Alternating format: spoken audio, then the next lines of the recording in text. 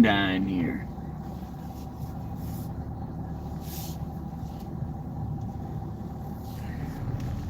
I know I'm on kind of early this morning.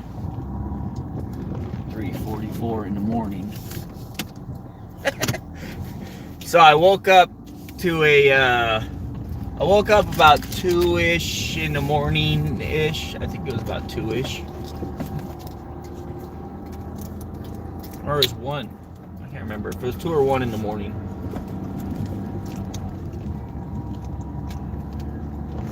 Woke up, see my phone flashing. I'm like, what is it now?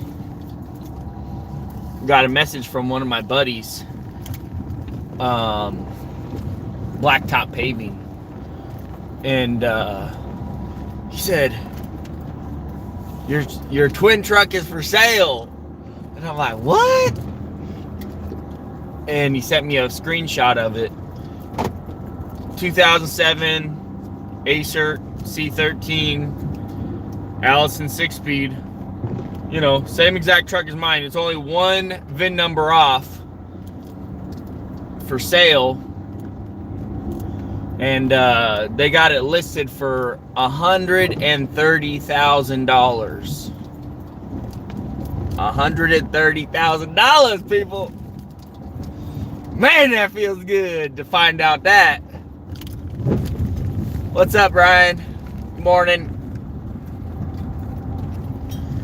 So, you know, like,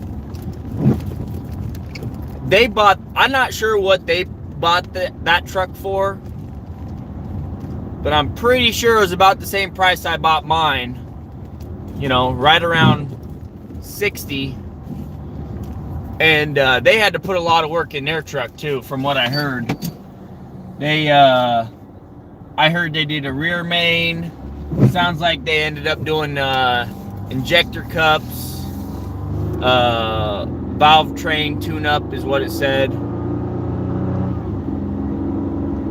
I am off to meet my driver at the quarry. His truck has an air leak. He can't really figure it out, so I'm gonna see if I can't figure it out. Hopefully I can. What is this guy doing?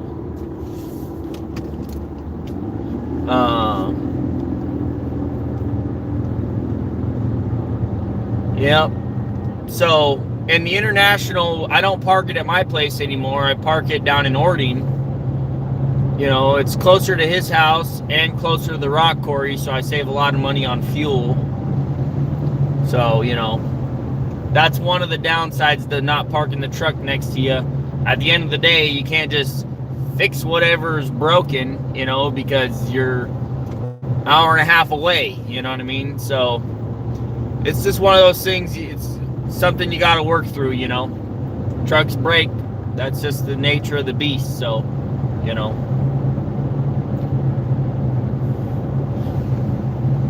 It's been working out great so far, though. Been working out great. We had a few hiccups with the truck, but, you know, nothing we couldn't work through, so.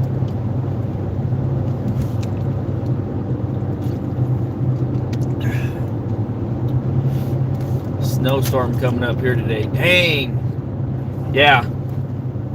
So, I just want to talk a little bit about, you know, in the trucking industry and, you know, investments. I kind of want to talk a little bit about that.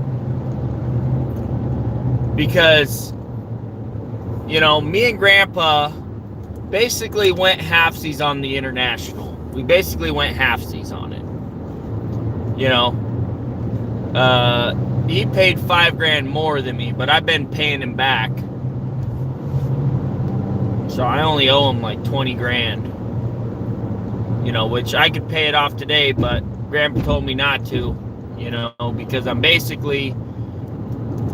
we're expediting the house is what we're doing, and that's what Grandpa wants us to do. He wants us to expedite the house, get the well done, get the septic done, you know.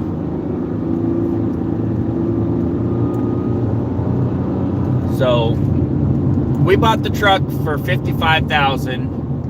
And so now you're wondering, like, so the other truck, it was probably about the same what they bought it for, right around 50, right around 60, somewhere in that general area. I'm assuming they bought it for the same because they're twin trucks. You know, mine is 1 year newer.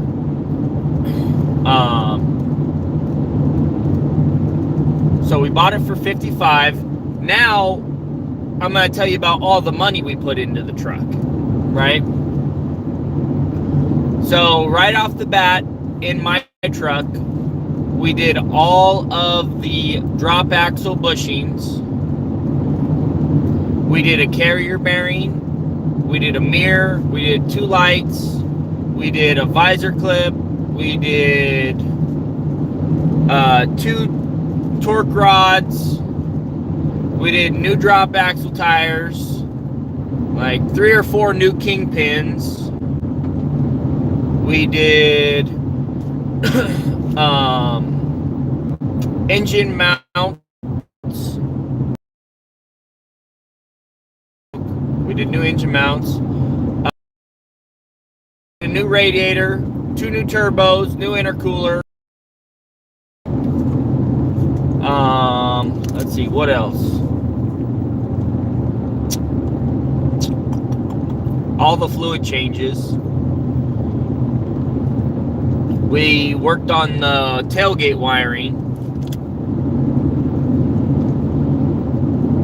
New air compressor. I put a new air compressor on it.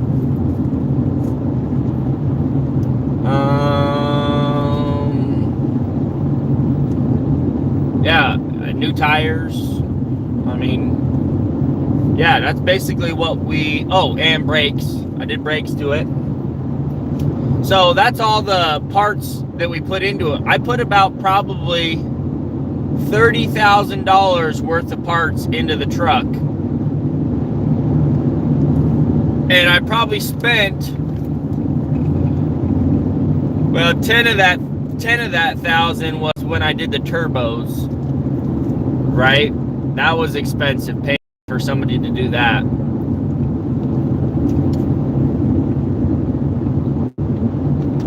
But majority of the labor I did myself, with the help of my grandpa or just by myself, period. And so we probably put about $30,000 to $35,000 into my truck. So 55, 65, 75, 85, right? So 85,000. But then you have to count all the labor I put into the truck. So you're thinking, okay, well, how do you calculate that out? Well, you know, it's a hard number to calculate. But I'm just going to take a wild swing at it and say, you know, if they're selling their truck for $130,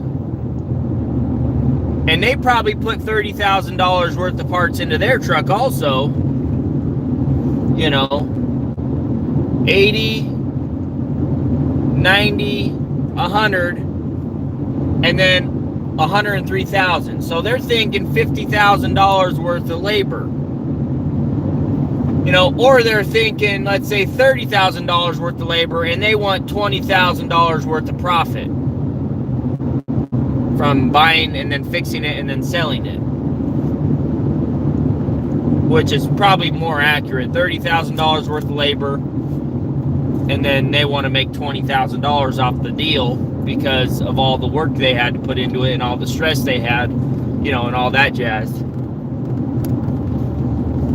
So then you figure, you know, I don't know if their truck worked as hard as mine did, but mine worked all summer. Basically worked all summer. It was down for, let's see, a week when the wiring melted. And it was down for, you know, basically 2 weeks when I got it, or 3 weeks when I got it. And that's because I did all the drop axle bushings, the carrier bearing, all that stuff. Before I even put it on the road, I did all that work to it. New headlights. I forgot that one. New headlights. Oh yeah, new power steering reservoir. New air filter. oil,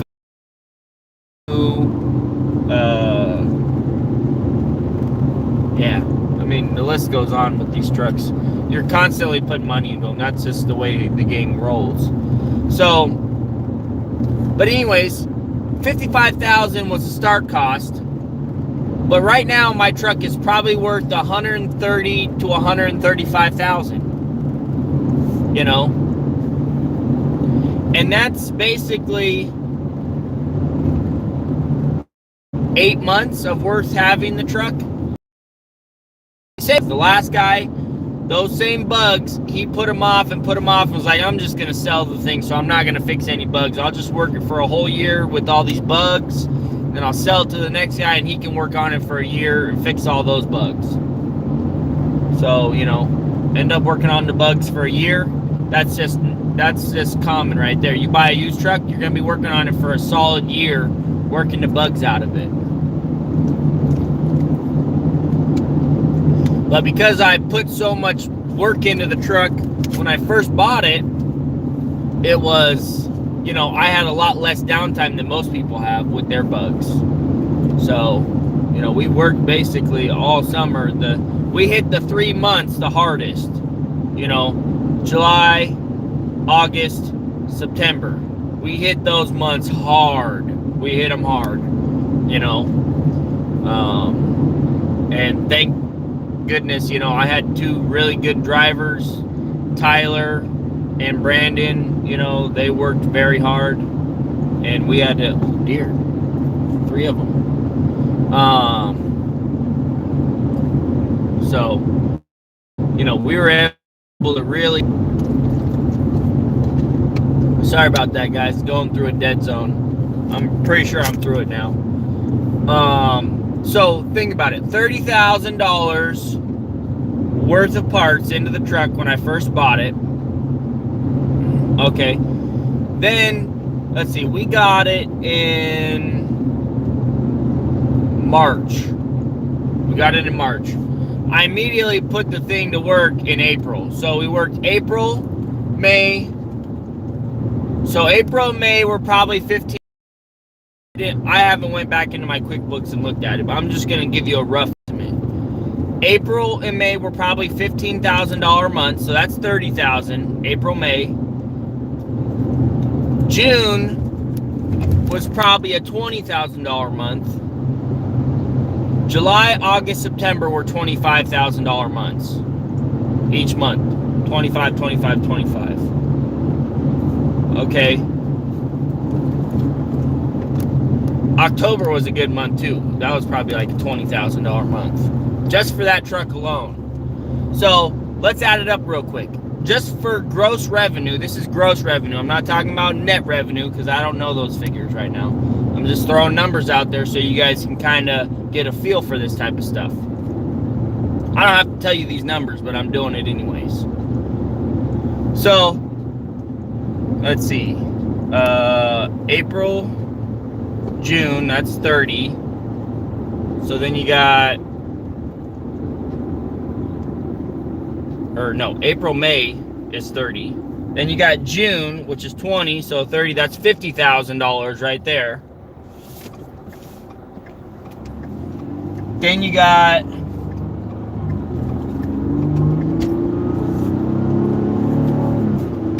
July, August, that's $50,000, just those 2 months. So that's $100,000 in revenue in the first 4 months. Or no, 5 months.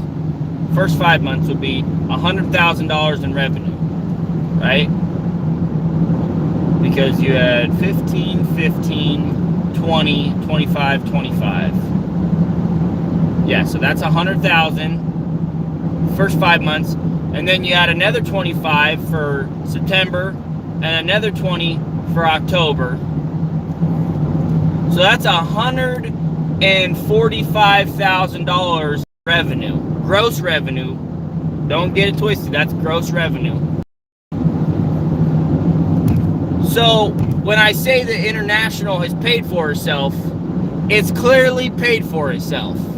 Like, even once you take out fuel, driver's wages, insurance. Once you take all that money out of that $150,000 that it made in those 7 or 8 months that I've owned the truck, it's about break even, paid for itself. It's more on the it's paid for itself side.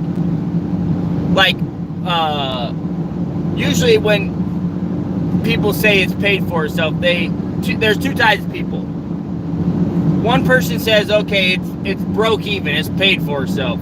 The other guy says, okay, it's paid for itself and it's made itself again in money. So like, for example, you know, roughly $80,000 is what I spent on the thing. So it's made 160 itself. I'm kind of, you know, I feel like once it's broke even, to me, I mostly consider it paid for itself. Once it's basically broke even. Because I feel like, okay, I did a lot of work on the truck, you know, maintenance and stuff. And so I haven't really been paid for that. But once you get past that broke even mark, then that starts to pay off that labor that you put into it.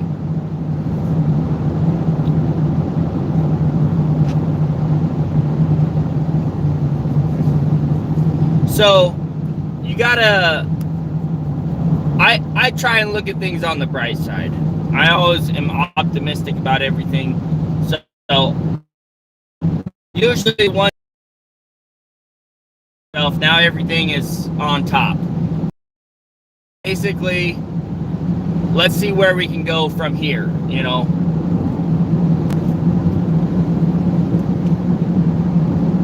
And I think buying the International was definitely a very good investment for me and Grandpa.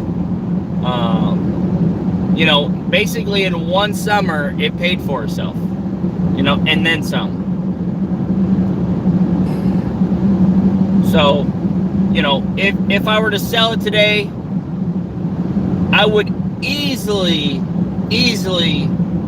clear $100,000 on just selling it. So you have to think, okay, so I made 150 with it. If I were to sell it, let's just say the 150 that I've made with it all got taken away in expenses. Let's say I didn't make I literally broke even. I didn't make nothing. If I sold the truck for $130,000, then I still made $130,000 net.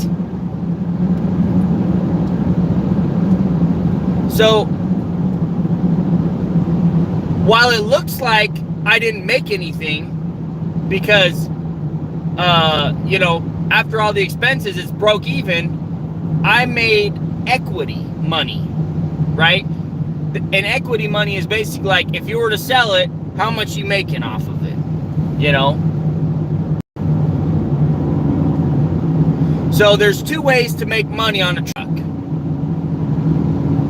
You know, when you buy it cheap and then you're working the truck and it's making revenue, or when you go to sell it and it makes money.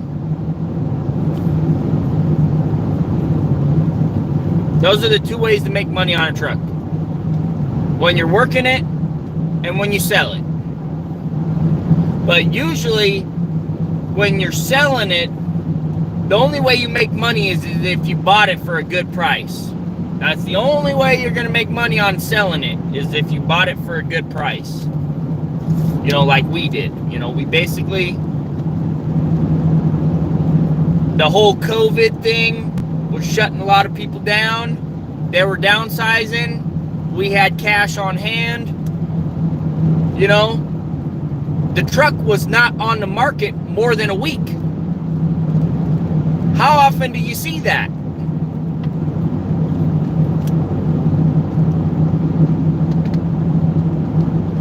How how often do you see when somebody lists a truck within really, it was the first day, he didn't even have it listed. He hadn't even listed the truck yet. He sent me a text saying, hey, I know you do the cash thing, Brian. You got cash? Like, I'm going to sell it. I'm just haven't listed it yet, but I'm going to list it for 55. I said, I'll buy it. So it didn't even really get listed. So, but I mean, the whole process, of me going and checking it out, me getting the cash out, me meeting up and paying them for it was basically, about a week's worth of, time went by, basically. Because he texted me on like a Friday or a Thursday or something.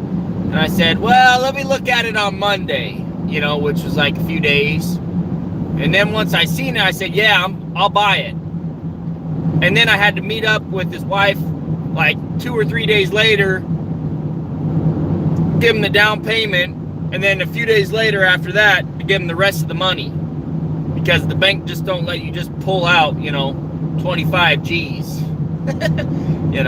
So, I mean, you can pull it out, but it's a pain in the neck. It's easier just to go in every day and pull out $9,999. $9,000 every day. That way, you don't have to fill out any paperwork or anything like that.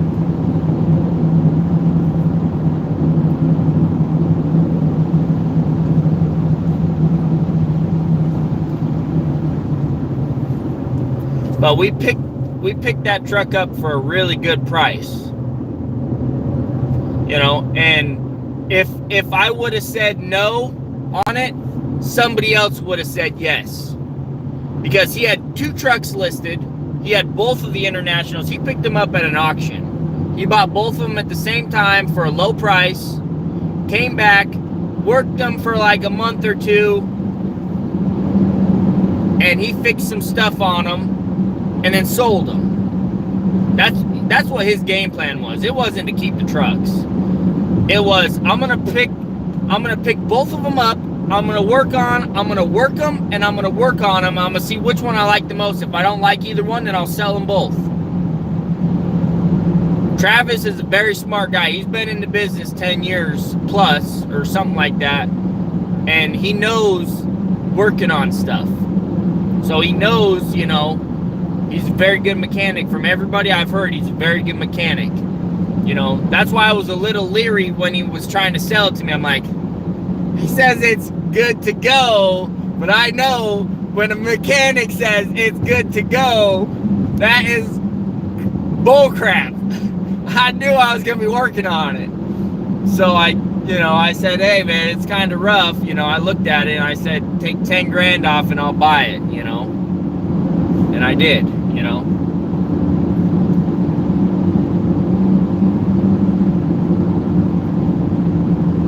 So, oh, there was a tree that fell on the road right there. So when you get into dump trucks, when you go to buy your first dump truck, you gotta be watching my videos. You gotta know what to look for. You gotta know how to diagnose stuff. You can't just go like I did. I mean, you can. Trust me, it's gonna suck though.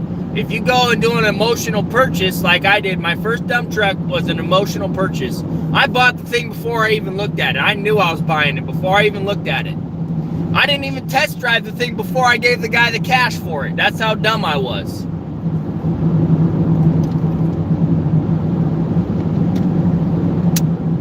That was a purely 100% emotional,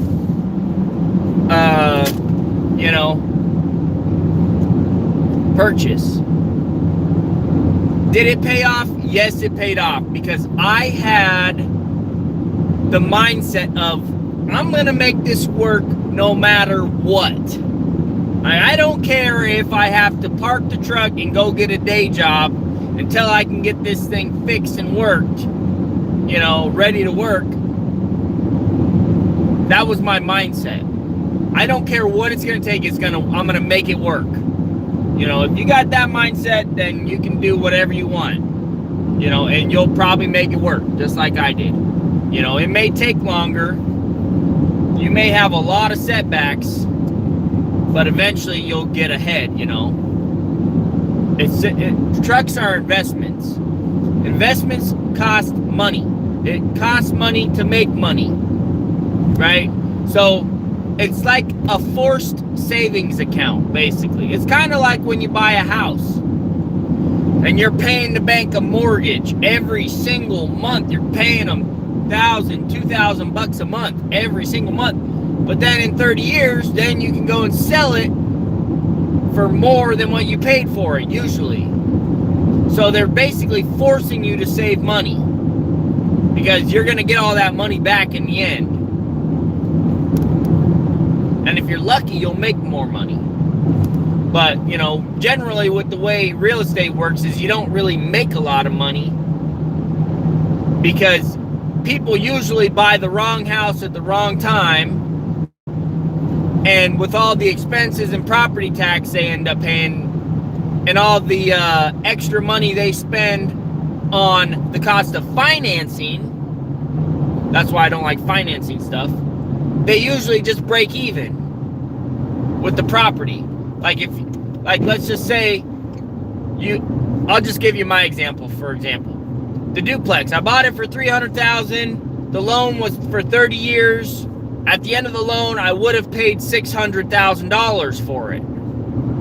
$600,000. So $300 for the house and $300 for the cost of the financing.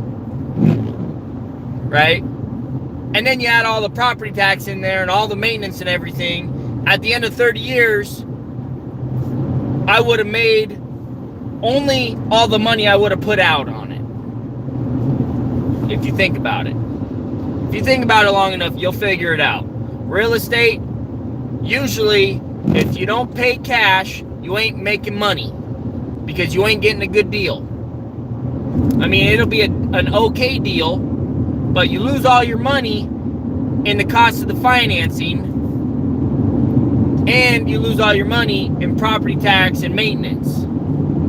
So you feel like you're making money, but sometimes you're not really making money. Unless the market, you know, goes crazy. Like when I sold the duplex, you know, 2 years after I bought it, I sold it for $100,000 more than what I paid for it. So because the market went up so high, that's where I made some equity money, right? But, you know, once you take out all the money that I put into the place, you know, and just the mortgage payments and everything, you know, I didn't really make a lot of money if you think about it. I just kind of was forced to pay them, and then I got that money back. That's all that really happened.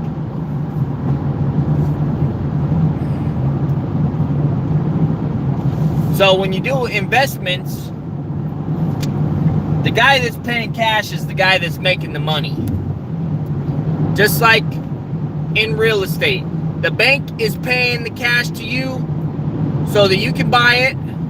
They're the ones making the money. They're making, like on the duplex, they were going to make $300,000 in interest money. That's what they were going to make, $300,000. Just like I bought my truck for $55,000 cash. So when I go to sell it, if I sold it today, $130,000 cash is coming back to me, plus all the revenue it made.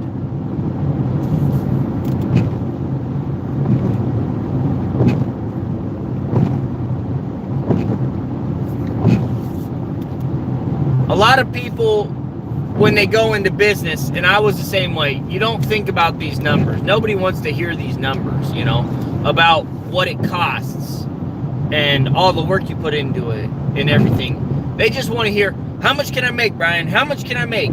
How much you making, Brian? And you give them the number and they're like, wow. But they don't see all the back end of everything, you know, and that's, I try and show that in my videos, but usually those videos don't get a lot of views because nobody really wants to know. They want to know what the big number looks like, but they don't want to see all the work that goes into that number.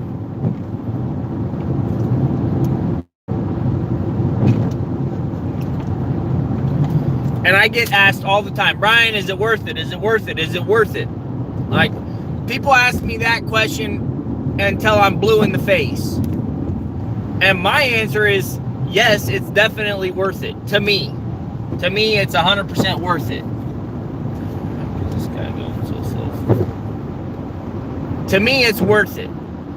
Right? Because when I worked a day job, here's how I determined it was worth it for me. When I worked a day job, when I was working for Big Rigs Tanker, in 1 year, I saved as much money as I could. I literally ate top ramen for breakfast, top ramen for lunch, top ramen for dinner. Like rice and beans, beans and rice. We didn't spend a dime if we didn't have to. And the most I was able to save in 1 year was $10,000 in 1 year. That's it, 10 grand. That's the most I could save. I was making like 65, 75,000, and we saved $10,000 of that. So if I made 75, that means our cost of living expenses was 65. Right? That's basically what it was. I didn't buy nothing that I didn't have to buy. So I made $10,000 profit in a year working for somebody. Now, let's go back to business ownership. I'm in my 4th year of business, right? In my first year, the number was quite a bit smaller, right? In my first year of business, I ended the year with like 20 grand extra. So I made 20 grand profit in my first year of business. That was money that I saved at the end of the year. I didn't spend any money I didn't feel like I had to. 20 grand was left over. This year, I spent a lot of money on stupid stuff. Like I bought a Harley, I bought a side-by-side, I did a well, I'm doing a septic system. Like, I'm spending some money this year, right? I've taken a few vacations this year, easily $60,000, easily 60. On top of all my living expenses and everything, $60,000.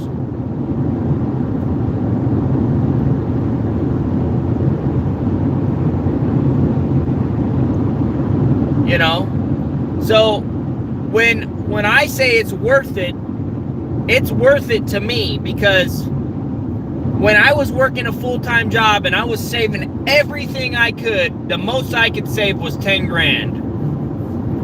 Now, I'm blowing money left and right, buying people, you know, $200 knives, $200 sunglasses, you know, for customers, for family. I've been definitely more of a generous person. The first year, when I was working for somebody, I didn't spend hardly any money on anybody if I could avoid it, because I needed to get ahead in life. And my priority was saving money to get ahead in life. To get ahead of that punching bag, you know, that says, oh, the water heater broke. Oh, now I got a water heater problem and a financial crisis at the same time. Now I'm ahead of that. I'm basically at, oh, the water heater broke. Oh, that sucks. Here's $1,000, go do it. Whatever.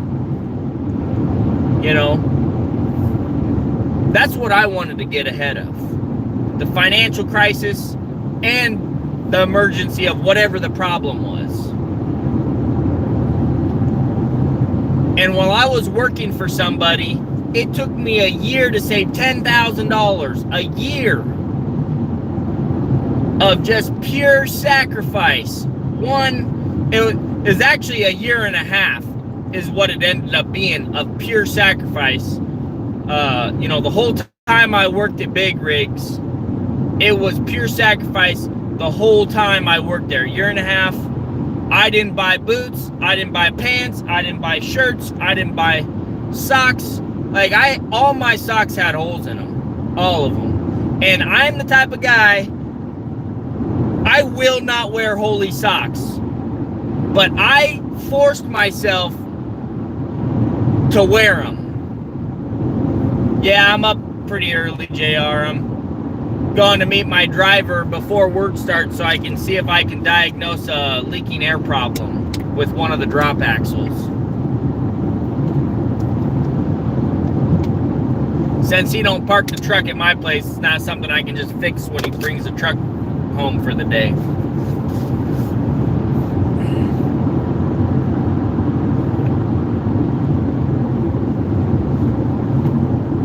So when people ask me if is it worth it, Brian? To me, yes, it's worth it, because I'm able to make more money. I'm able to save more money when I'm working for myself than when I was working for somebody. Maybe I don't make all the money in the world cash up front, but I'm definitely making it in equity. The value of the machines that I have, the value of the trucks that I have, that's where the money really comes in. You're basically cash poor, investment rich. That's basically where you end up being, which I wouldn't even say I'm cash poor, because I do have a decent amount in the bank, but I tell myself this, that is operating expenses. I don't look at it at all as money that I can spend. I just tell myself, Brian, I'm broke, I'm poor, that all that money's already accounted for in operational expenses, which, easily half the money I have in the bank could be written off tomorrow on a stupid purchase, and it wouldn't affect operating expenses at all.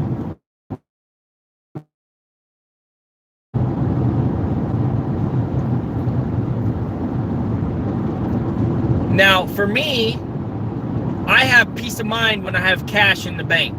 For some people, if they have a loan or they're not using their cash, they get peace of mind from that. Personally, I can't do that. I wouldn't be able to sleep at night if I had, $500,000 in, like a line of credit or whatever, and that was my slush fund.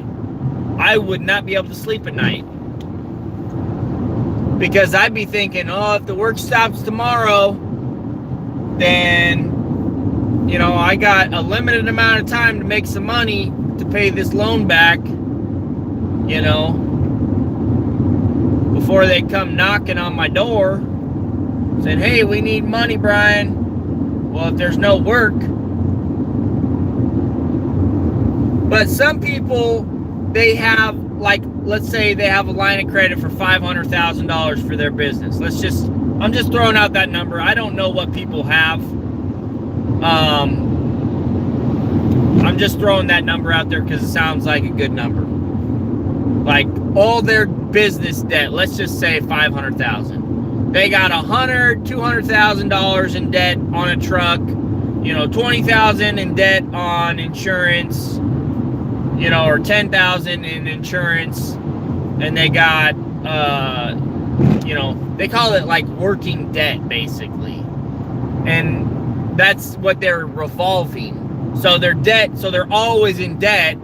It's basically revolving, because, they'll buy fuel with the debt, and then they pay it off, and then they buy parts with the debt, and then they pay it off. It's basically revolving debt, so they're always in debt.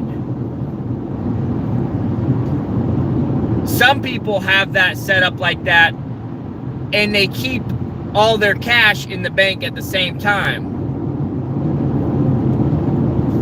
So they're using somebody else's money to do all the business stuff, and all the profit that it makes, they put in their account and they just save it. So they keep a certain amount of debt. Personally, I don't see the point in doing that. Like, here's why. Because let's just say, okay, if the work did stop and you had all that money that you were making and you saved all that money, you didn't go and blow it, which I find that hard to believe. I find that really hard to believe, you know, then you can just pay off all the debt if the work stopped. No problem. Okay. I find that hard to believe, though, that you just save all the cash, you know, and you don't spend any of your cash. You just pile your cash up and you're just using the bank's money to run things. Maybe, you know, some people can do it. I know for a fact I do not have the self-control to do that. So I will never do that.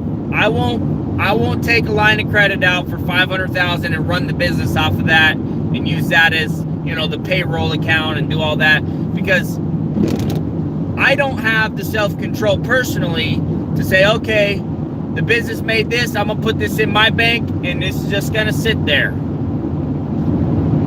You know, we're gonna just use the bank's money for everything, and then the profit gets put into my account and the business just keeps revolving the debt.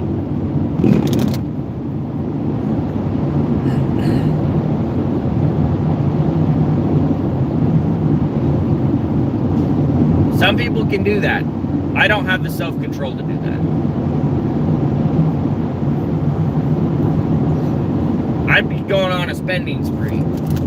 Like, oh, I got $300,000 in the bank. I need to spend this. It's burning a hole in my wallet.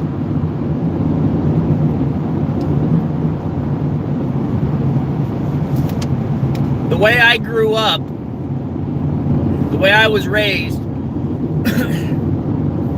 you know, when I was about 16 years old, my grandpa, he used to tell me, he said, Brian, you start a lawn mowing business, this is what you do. He said, you got your 100% of the money, right?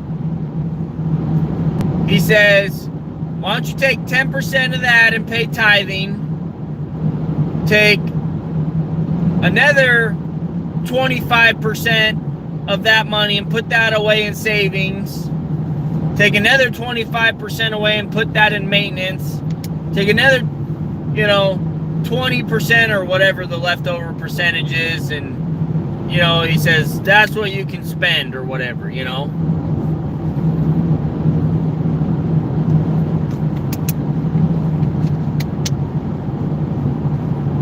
That's kind of what I remember when I was growing up. You know, you don't just get to go out and blow 100% of your money. But while in theory that was cool of my grandpa to teach me, but I did not have the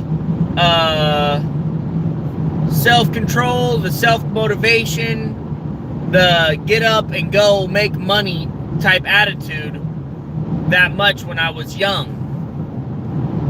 I didn't have it.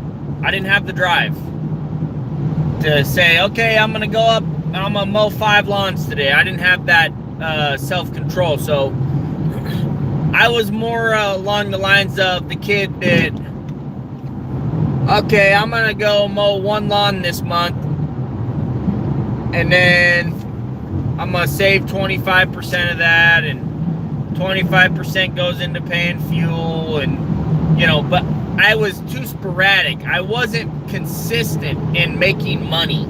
So I didn't have the practice, and I didn't develop a discipline in saving money until I was a lot older. When I really started developing a discipline for saving was back when I was 25 years old. And that was the day I was working for Love's. I'll never forget this day. I was working for Love's. my regional manager said, you know, he knew I was trying to buy a house. He knew I sold my house and I was trying to buy a house. And I didn't have any money in the bank.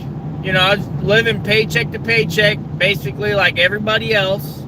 You know, make $5,000 in a month, spend $5,000 in a month. You know, I'd end the month with like $200 extra, and I was like, yeah, we made it today, babe. Like, we did good this month. We ended the month with $200 extra, you know. But every single month, you'd end the month with only $200 extra. So I never gained any ground, basically. I just paid off all the credit cards, paid off everything, but I never was able to really save any money. And I found out my wife was pregnant, and that same day, but my boss didn't know I found out my wife was pregnant.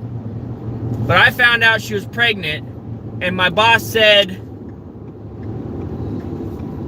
you know, he basically told me my job was on the line. He said, Brian, if you have one more screw up or whatever, I'm going to fire you or whatever, basically is what he said. And I was thinking to myself, like, how am I in this position where some other dude controls my whole life? Some other dude has the ability to say, oh, Brian, guess what? You're fired. You ain't buying a house. Brian, you're fired. You're not going to eat dinner tomorrow unless you go get another job from somebody else. That was the moment, that was the straw that broke my back. And I said, I am never, ever going to be in a position where another man or another woman can tell me what I'm going to do in life. And I said, I don't care what I got to do. I got to change because something ain't working. We're not getting ahead in life. I've been working my tail off and nothing is given.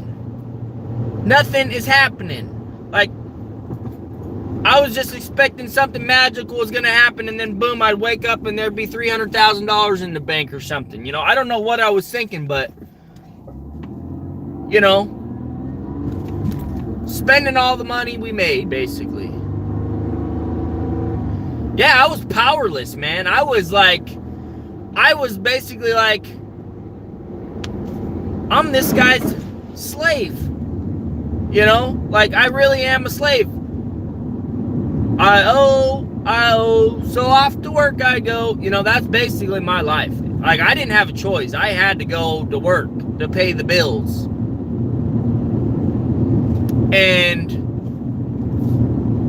that was the straw that broke my back. And I started listening to audiobooks.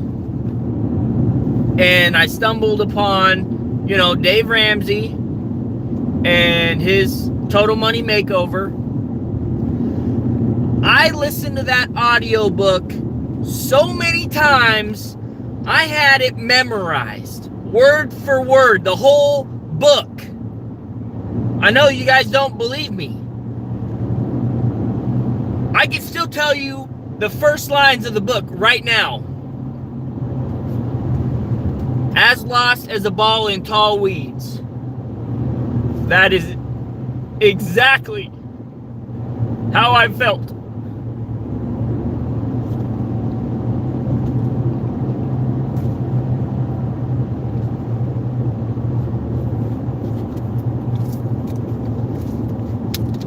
Man, I tell you, dude, I was at the end of my wits.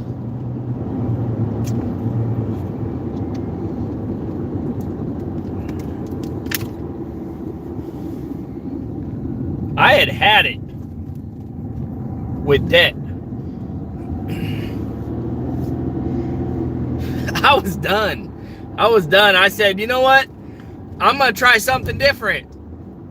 Dave Ramsey said, cut up the credit cards, put the debit cards away, you know, do the debt snowball. I followed everything he said. I did it exactly to the T. I I cut up the credit cards. I paid them off. Me and my wife, we even put our debit cards in a flipping drawer in our camper. And I said, this was when we sold our house in Puyallup and we were getting ready to buy the duplex. We put our debit cards in a drawer and I said, we don't buy anything unless it is on that budget that we wrote, that we sat down and we made on paper. If it's not on that paper, we ain't spending it.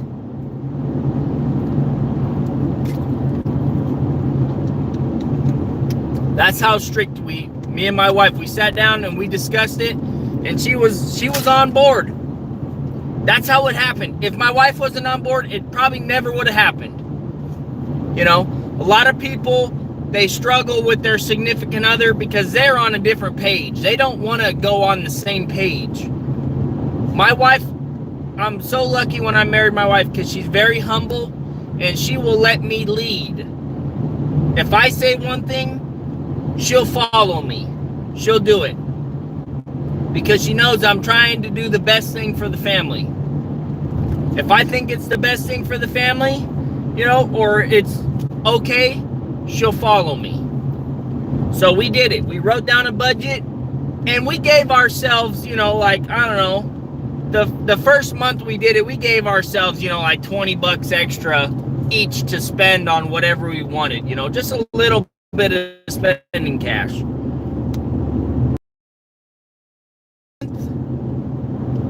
Of not spending any money unless we planned, me and my wife sat down and we're like, man, that was tough.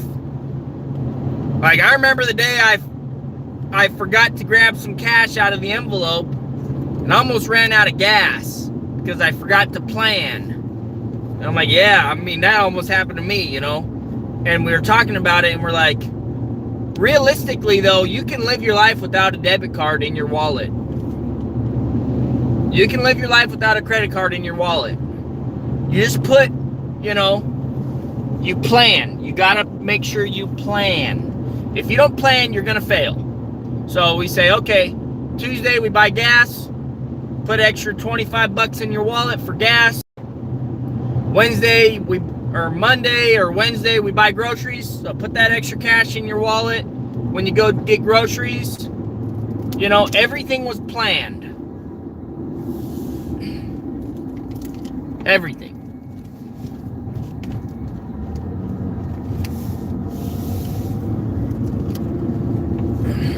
So,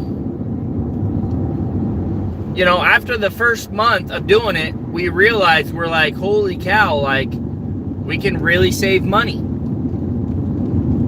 And so we did it again for another month. And we did it again for another month. This was when I was still working at Love's. I worked at Love's for about 2 more weeks after that call I had with my boss. As soon as I had that call, I was like, F this guy. I'm never working for a guy that puts my life on the line when he knows I'm trying to buy a house. Like, who uses that kind of leverage against somebody? What kind of person says, especially when what happened wasn't even my fault? Like, there was a guy that pulled in front of me and slammed on his brakes, right? And then he called in and said that, you know, I hurt his horses or whatever. He was one of those sue happy guys that was just trying to sue somebody to make some money, is basically what it was. And I told my boss, I said, dude, look at the GPS. My story will check out with what the GPS says happened. All the trucks have GPS in them. I was driving down the road, the dude slammed on the brakes, and then as soon as it hit 2 lanes, he freaking floored it. You know? Look at the camera on the truck. My story will check out. Well, your job's on the line, Brian. We can't have any more da-da-da-da-da or whatever. You know, I'm like, dude, you know I'm trying to buy a house, right? And you're trying to threaten me with my job? Like, who does that? Like, that is not cool. You know, when somebody's in a vulnerable place in their life and they put the screws to you, I will never be in that position ever again. Never. I'll never be in that vulnerable of a position ever in my life. Because I've learned how to save money. And I know you guys don't want to hear about saving money, but I'm telling you, man, if you want to get out of that cycle of, just going to work to pay bills, you got to learn how to save money. Then you have the choice. Obviously you're going to choose to still go to work, just like I do. But your mindset changes.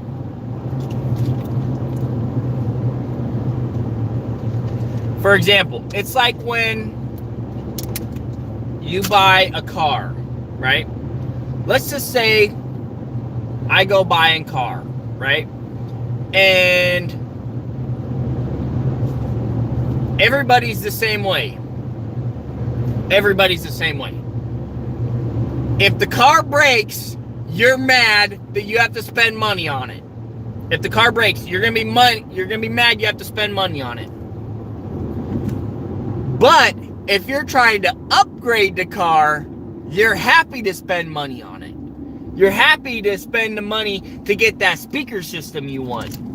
You're happy to spend the money on the lift kit you want. You're happy to spend the money on those extra large tires that you want. But if the power steering pump goes out, man, I hate this stupid car, this, that, and the other. It's the same with work.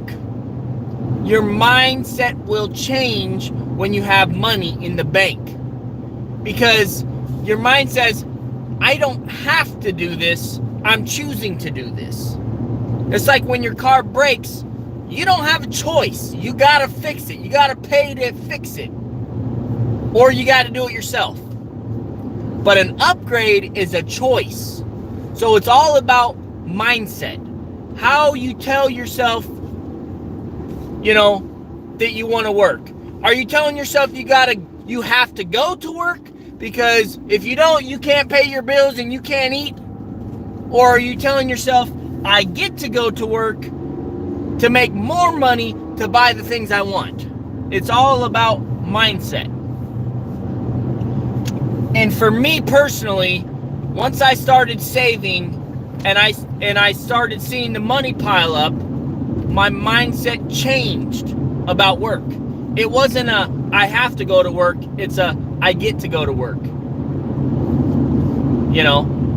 I get to buy those big tires to put on my truck. I get to buy an extra cool, expensive welder. I get to have a well. I get to, have a shop floor. I get to have a side-by-side. I get to have a Harley Davidson. You get my picture?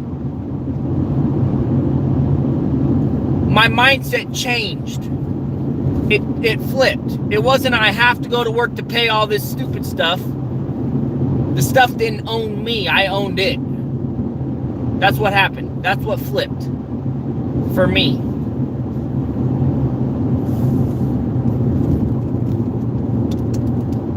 So, once I started saving money, it flipped. It changed from I have to do this to I get to do this. And it also changed from I'd like to run a business too. I'm gonna run a business until I die. It was I want to run my own business. I want it so bad. And then it turned into when I got fired, it turned into I'm gonna do this or I'm gonna die trying. It's not a I want anymore, it's a I will. The mindset, my mindset changed. I grew a pair.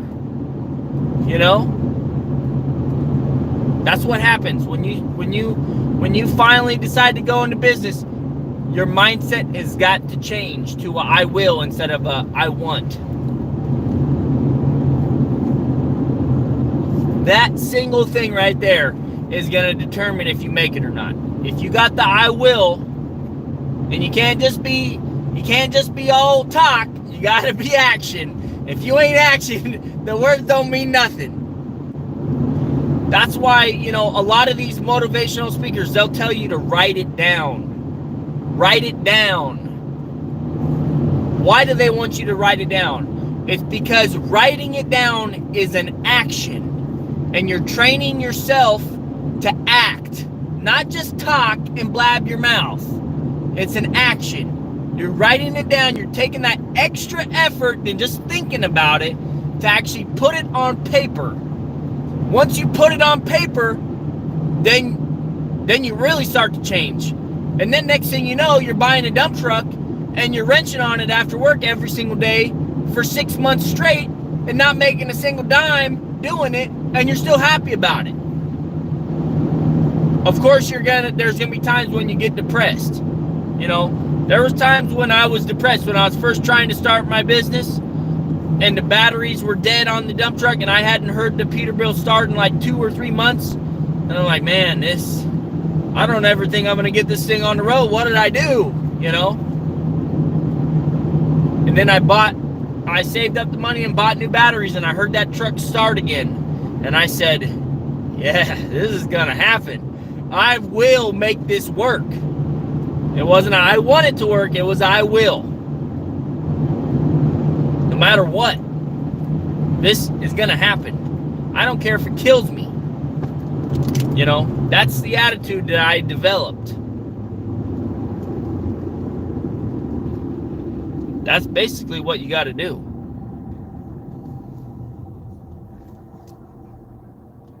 You know, that's basically where I was, you know. That's basically what happened in my mind. You know, I changed my mindset. You know, from I don't want to be somebody's little slave anymore. I want to be my own boss. I don't want to be vulnerable for somebody else telling me what I can and can't do. I'm going to go out there and I'm going to slay it. I'm going to kill it. You know?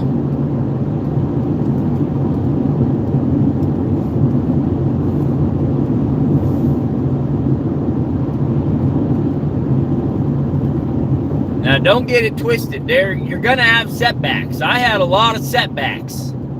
Man, did I have a lot of setbacks. But you'll realize the older you get, the more you have setbacks, and the more you get through them, you'll learn to look back and laugh at it and be happy you had those setbacks. Trust me, I'm happy I had all the setbacks I had, because it taught me a lot. It taught me a lot about myself. It taught me a lot about business. You know?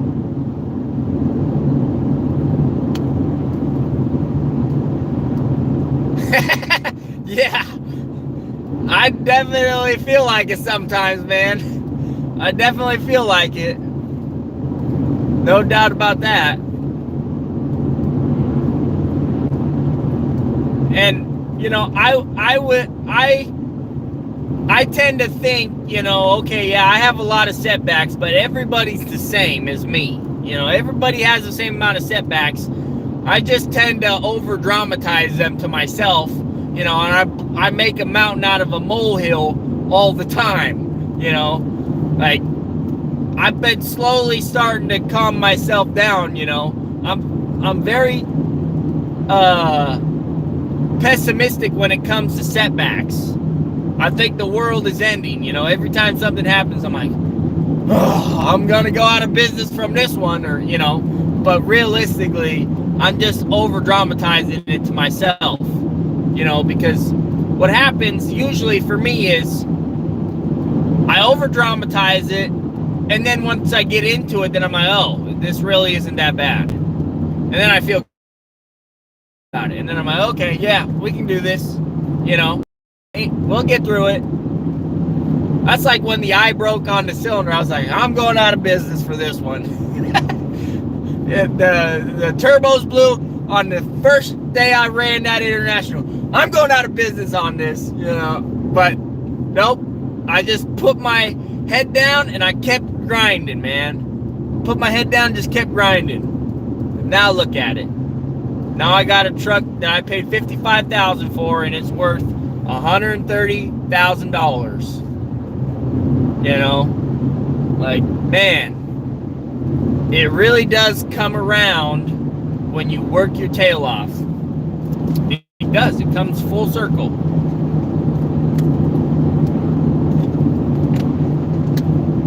But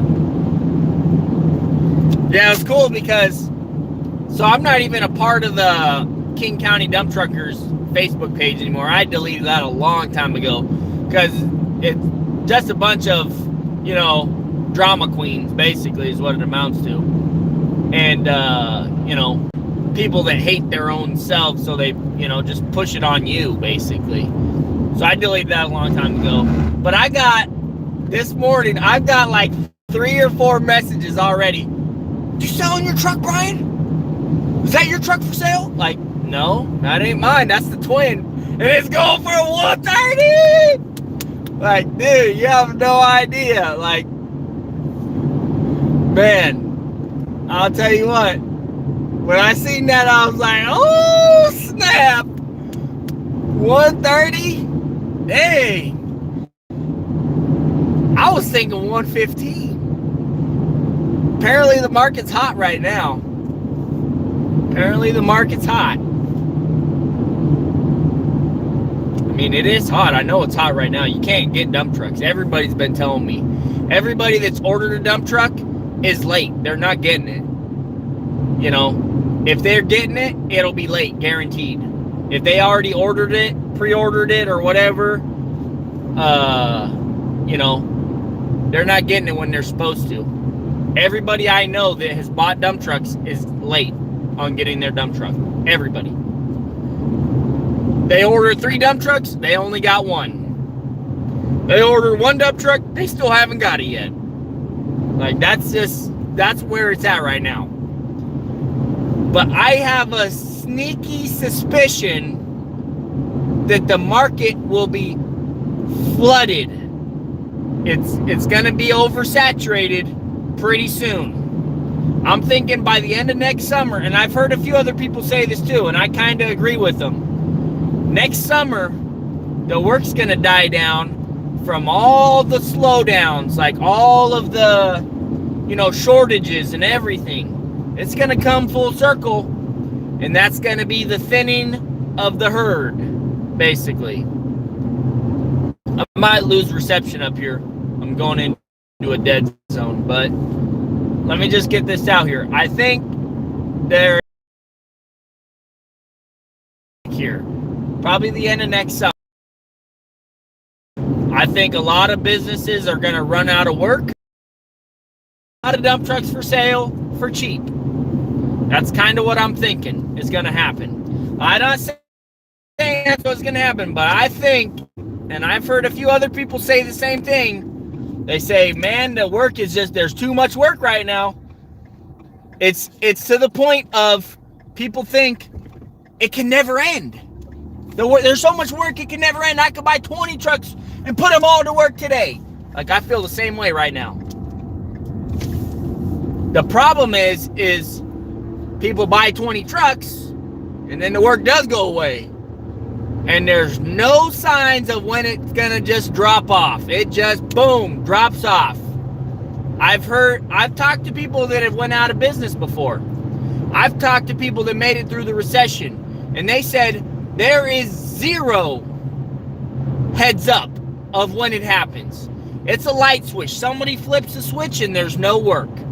One day there's a project going on. It's a it's a $2 million project, and there's journeymen everywhere working on electrical wires and everything, and everybody's doing their work. The next day, there's nobody there. Nobody. One day. That's all it is. A light switch, just boom. No work. That's what happened in 2008. I remember it clearly. I remember right next to my grandpa's house, like about a half a mile away, there was a housing development. And I'm talking a serious civil plat. I mean, they're putting in like 500 houses. They did half the groundwork, and then next thing you know, nobody was there. All the machines were gone. Everybody was gone. They just finished that development. Back when I was in junior high or high school, the one they started back in junior high and high school when I was, 15 years later, they finally finished it. So when they tell you, when those old guys give you some advice and they say, man, you know, don't get caught with your pants down, they mean it. And the guys that are strung out there on debt and don't have any savings, like Warren Buffett says, we're going to find out who's skinny dipping when the tide goes out. That's just what happens. You find out who's skinny dipping when the tide goes out. You know, who's going to get caught with their pants down.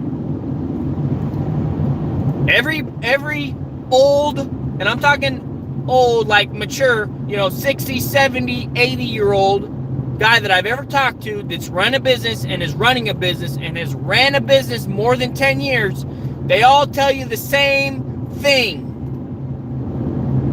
Don't go in over your head with debt. Don't do it.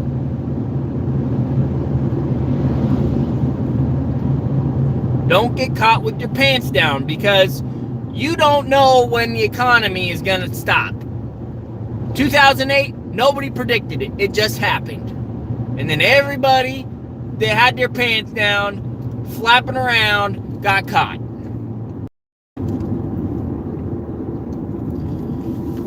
You're just now joining us, Chris?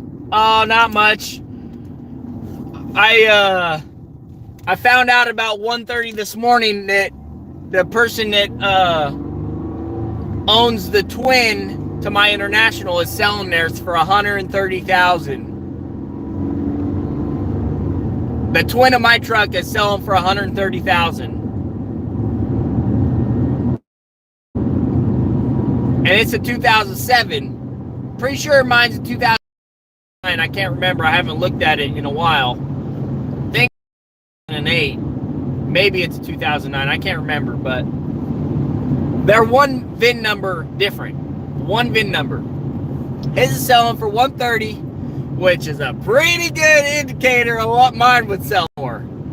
You know, and I was just telling everybody, you know, basically paid $55,000 for it, and now it's worth $130,000, maybe $135,000.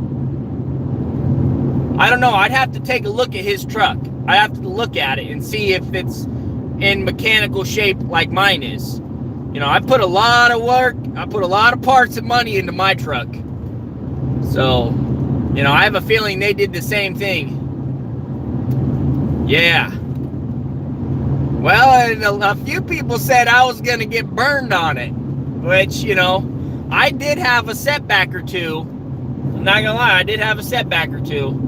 But it's that truck, you know, since I bought it, I did the math earlier on the live stream. I basically made in gross revenue basically about $150,000 since I bought it.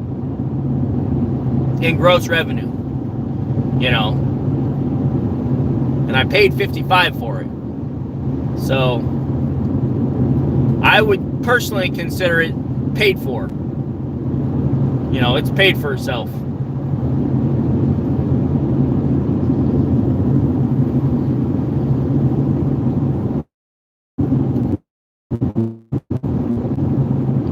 Yeah, well, and that's just what I was talking about, Chris. That's exactly what I was talking about. I see a recession coming. I do. I see a recession coming. Here's why. Back when, you know, 2008, Obama took office, right? Crap hit the fan. The work stopped. Everything stopped. I remember gas prices were just a little bit lower than what they are now. I mean, gas prices are through the roof right now. I literally just raised my trucking rates $10 an hour. My solo, I ain't sending it out for less than $130. The super dumps ain't going out for less than $155. Everybody raised their rates because of the cost of fuel basically doubled. My fuel bill doubled since Biden's been in office. You know, I feel like right now there's a really high demand for dump trucks because there's a lot of work right now. Right now there's a lot of work. Everybody's trying to buy a dump truck right now. Everybody. You know how I know that? Because I listed my old truck for $35,000 and I got 6 hits within a few hours. And that's like a 35-year-old truck.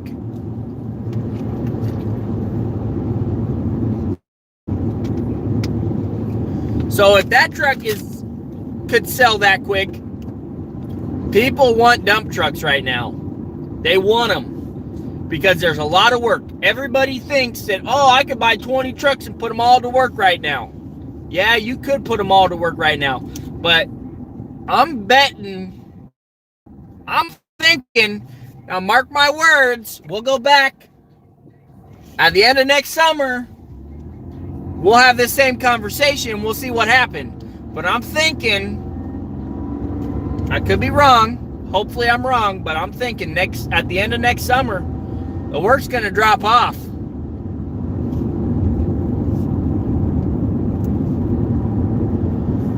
Well, I was going to sell the old truck, Chris. I was literally going to sell it. I listed it because I was going to sell it.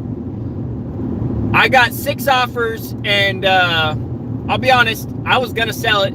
Doug, one of my favorite subscribers, he said, Brian, are you sure you thought this through all the way? Like, I never thought you'd sell it. Like, are you sure? Did you think about everything? Like, and he mentioned to me, he said, you use that truck to haul all your machines.